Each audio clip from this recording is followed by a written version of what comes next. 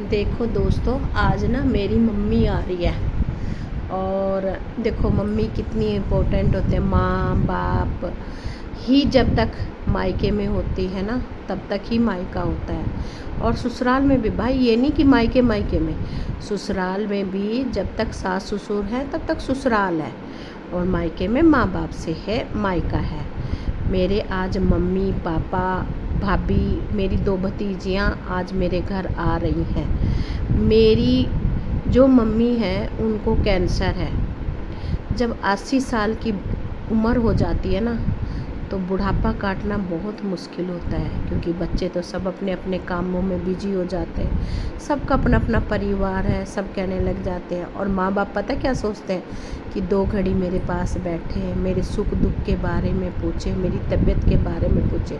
इंसान कैंसर से नहीं मरता, इंसान अकेलेपन से मरता है। आज मैं उनकी बेटी हूँ, वो 80 साल के हैं, मैं भी उनकी बेटी हूँ, मैं भी एक सास बन गई हूँ।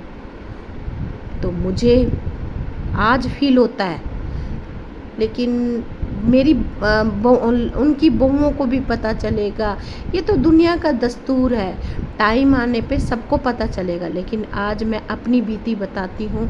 जब मैं सास बनी हूँ, बच्चे तो देखो दोनों जॉब करते हैं, बच्चे अपने अपने ठिकाने पे हैं। मेरा हस्बैंड एक फौजी हैं, वो भी अपने ठिकाने पर बिजी हैं। रह गई मैं एक इतने बड़े घर में अकेले। मुझे दिन काटना बहुत मुश्किल हो जाता है। तो इसीलिए कहते हैं दोस्तों कि माँ बाप की कदर करो।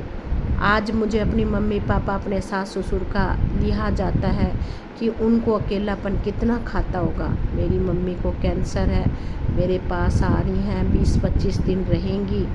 मैं सोचती हूँ कि जितनी भी उनको खुशी दी जाए उतनी मैं खुशी दूँ, उनका दुख बांटूँ।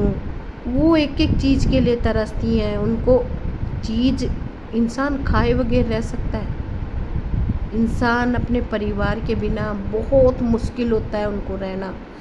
और जब बुढ़ापा आ जाता है ना, एक बच्चे की तरह का इंसान हो जाता है। उनको उनके साथ कोई बैठने वाला, उनको पूछने वाला, उनको खाने के लिए पूछने वाला वो चाहिए। कहने को तो मेरे 2-2 भाई हैं, 2-2 भाभी आ रही हैं, लेकिन सब अपने अपने परिवार में बिजी हैं। मेरे मम्मी पापा अकेले हैं। पापा का मेरे का नेचर ज़्यादा बात करने का नहीं है। मम्मी सारे दिन सोचती रहती है क्या होगा, कैसे होगा, कैसे चलेगा। वो अब मुझे बस ये रहता है कि जितना भी वक्त अपनी मम्मी के साथ बिताऊं उतना कम है, क्योंकि मम्मी को कैंसर है। और अपने मम्मी के ये रहता है पता नहीं कब मेरी मम्मी मुझे छोड़ के ना चली जाए, उनके साथ ज़्यादा से ज़्यादा वक्त उनके साथ बिताऊं। मेरे सास ससुर भी हैं, लेकिन मेरे सास ससुर गांव में रहते हैं। गांव में फिर भी आज का ज़माना ऐसा है कि उनके पास लोग आते भी हैं, जाते भी हैं, बैठते भी हैं।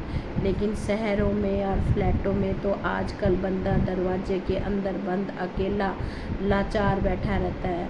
उनके टीवी चला लो, टीवी भी अकेलेपन में अच्छा नहीं लगता। मोबाइल के बारे में उन्हें पता नहीं है। आज की जनरेशन तो मोबाइल चला लेती है, लेकिन जो 80 साल के बुढ़े हो रहे हैं वो मोबाइल कितना चला पाएंगे।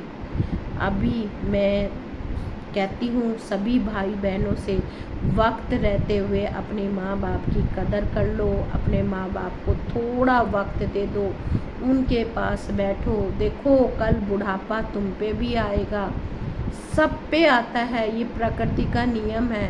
इसीलिए अपने मम्मी पापा के पास बैठो, उनके पास खेलो, उनके दुख सुख को पूछो, उनको सब स्वर्ग यहीं मिल जाएगा। इसीलिए बहनों, हाथ जोड़कर विनती हूँ, अपने बूढ़े माँ बाप की सेवा करो, उनके पास बैठो। मंदिरों में कोई भगवान नहीं है, मंदिरों में कोई देवी देवता नहीं है। घर में हमारे देवी देवता हैं, वो है हमारे माँ बाप। उनकी कदर करो। अगर किसी को मेरी बात अच्छी लगी हो तो मेरी वीडियो को लाइक और सब्सक्राइब करिए। जय हिंद, जय भारत।